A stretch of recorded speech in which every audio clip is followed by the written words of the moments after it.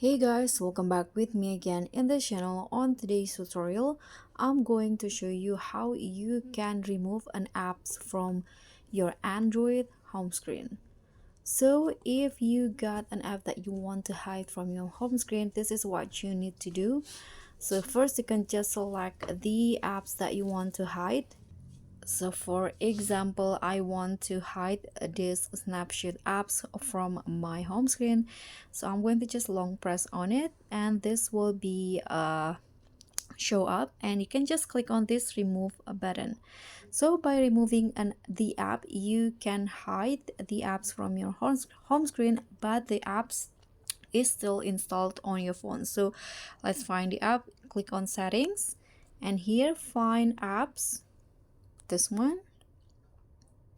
So let's find snapshots.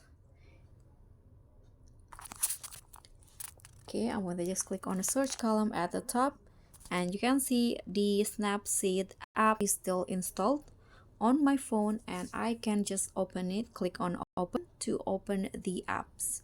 So that's all from me. Thank you so much for watching. Don't forget to like, comment, and subscribe. Also click on the thanks. Bye.